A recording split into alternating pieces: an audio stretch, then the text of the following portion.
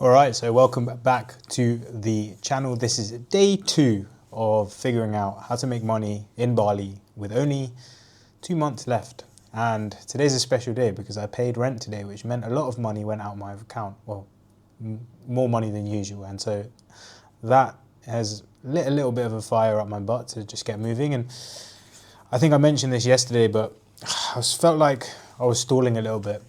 And the reason for this is because I applied for a job.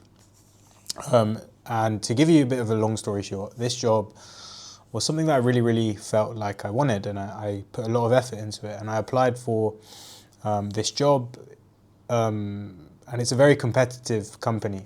It's a public brand, and a lot of people applying for it. And so I had to focus on trying to get the company's attention and being creative about it. And I really believed that I was going to do it.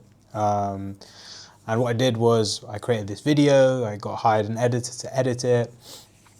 I sent it to not only the founder of the company, but his staff, and I even had a call with one of the staff members. I then wrote a letter for the founder, and I saw the founder on Friday. I gave the letter to them, and I even made forward motion, and that's what got my hopes up. But then I haven't heard anything back from them.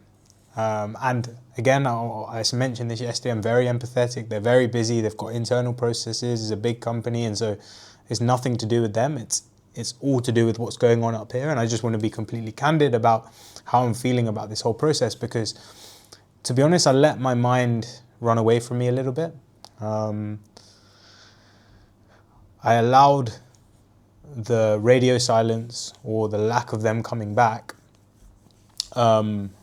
get into my head, and I was like, oh, they haven't got back to me, and they haven't responded to me. I must have failed. And I started taking it really internally, and I felt this almost emptiness, and that was stealing my attention away from what I could have been focusing on.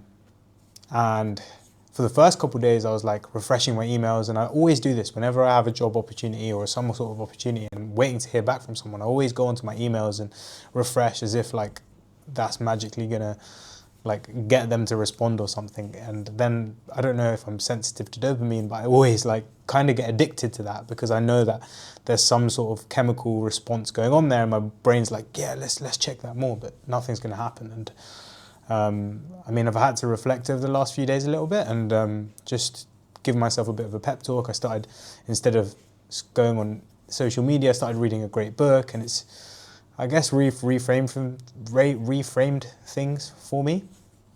But I think the realization from all of this, and maybe the reminder, is that happiness is equal to our reality minus expectations. And so if our expectations of reality is this high, but then reality doesn't meet it, then the gap, the deficit, is going to cause a sense of unhappiness. And that's going to affect the mood that we're in.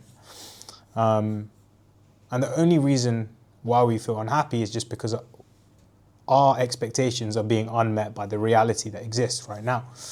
And unfortunately, we can't really control reality, right? The reality is what it is. But what we can control is our perception, our expectations. And so I had a bit of a fucking autistic back and forth with ChatGPT today, and it was this is just what it is, and this is why this is the case. And I think I recommend using ChatGPT as a little bit of a therapist sometimes, because it just allows you to rationalize what's going on in your head, and it allows you to put things out there. And I think this is often one of the ways that I try to deal with my own thought processes, is actually just either writing or journaling or putting it out there, because it goes from being stuck in my head in these loops to actually creating something out of it. And that seems to help me process all of these thoughts and emotions. But that's the first point that I wanted to make, is that if you're waiting for a job, or there's an opportunity that you haven't got, or maybe you're not seeing success in your life, whatever, if business, career, relationships, health, whatever it is, just remember that the only reason you're feeling that way is because your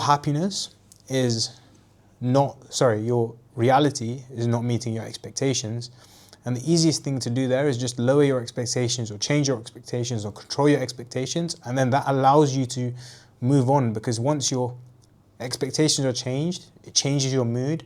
And then you can focus your attention on something more positive, something more powerful. And the thing is, like, when you do change your expectations and you become happier, you actually are grateful, right? Because that is a form of gratefulness. When you say, thank you for everything that I have, thank you for this opportunity, you're being grateful for it. And then you can say, okay, I'm really grateful, what can I give? You become more abundant. And I think that's not something that I naturally do, and it's something that I have to definitely remind myself of. And when things don't go my way, it's easier to slip into that negative spiral. And so that's just what I wanted to cover today. And I think, again, I moved on, and I actually ended up doing some work, making some progress on my business, and I made a post on LinkedIn, which was cool.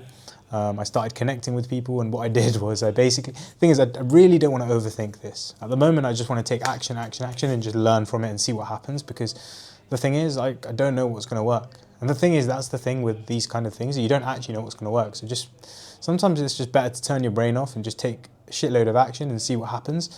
And so I've set some goals for myself, actually, and it's like 10 LinkedIn connections every day, 1 LinkedIn post, 1 YouTube video, 10 emails, and 5 Upwork applications. And from there, I think we're just going to see what happens. And hopefully by doing, all of this acquisition / reach out, we're going to see some progress.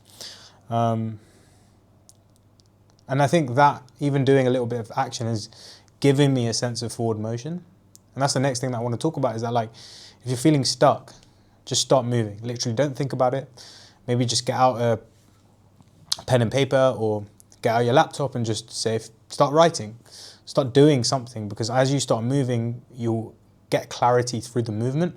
I think sometimes, and I've fallen in this trap as well, I'm saying this to myself, is that we think that we need clarity in order to move and act. But actually, I think clarity comes with movement and action.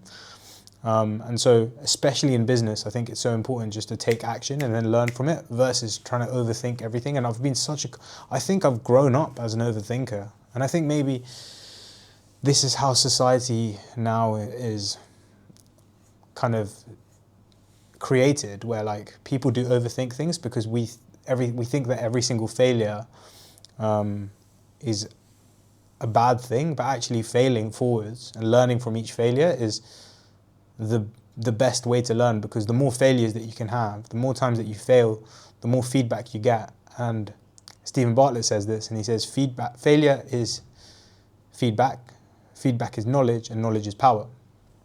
And so instead of trying to overthink every single little decision, just, like, take loads of action, learn from it, and then go again. And if you do that every single day, you will get closer and closer to your goal. And so, yeah, that was kind of my, I guess, the pep talk I had to give myself today, is just, like, start doing shit. And then your body, the thing is, and I read a book called, maybe I need to read it again, to be honest. It's called, it's by this plastic surgeon guy. Can't even remember the name. Fuck. But it's by this plastic surgeon guy, and he says this great thing where, like, when you pick up a pen, okay, a better example is when your baby starts to eat, right? Initially, they, like, miss their face, and food goes here, and food goes here, and food goes here. But then they don't think, like, oh yeah, like, this is how I'm going to eat. And they don't overthink every single time. They just keep eating, and eventually they learn how to eat, and eventually you can fit food into your mouth. What's the name of the book? I can't remember anyway. But it's a great book. It's by a plastic surgeon guy. I think his name begins with M. So yeah, just start taking forward motion. So what I did today in the end, I did one exercise. Well, first I started to chat to ChatGPT and rationalized why they haven't got back to me. And I actually think that they haven't got back to me because they probably have hiring processes in place where they do things in batch. So right now I've done a test, an initial questionnaire, and they probably are going to get everyone to do these questionnaires, and then the best people then get passed on to interviews, and then they do all of those, and then the best people, to make it fair, and that's completely understandable, the best people get to the final interview and they batch it so that, you know, the staff on the other side and the team are not having to do, like, ad hoc interviews here and there. They can just, like, have this few days blocked off for interviews. So that's how I've rationalized it. Look, I think it's important for me to move past it anyway and just focus on the things that I can control, and that means moving forward with my entrepreneurial activities. And to be honest, I enjoy that more. So yeah, I did that for probably an hour, and then after that I actually did something called a bug fix. And so I went through my whole day and I reflected on my whole life and the things that I'm avoiding and all of these different things. And it was a really powerful exercise because I got this spreadsheet out and I basically wrote down like all these different things. It was like, are you waking up on time? And at the moment, I haven't been really like that strict with my bedtime and wake up time and all these different things. And so I just reflected on the areas in my life quite deeply on that I can improve straight away. So I did that. And so that was helpful, and that's like allowed me to realign to exactly the habits that I want to keep with me.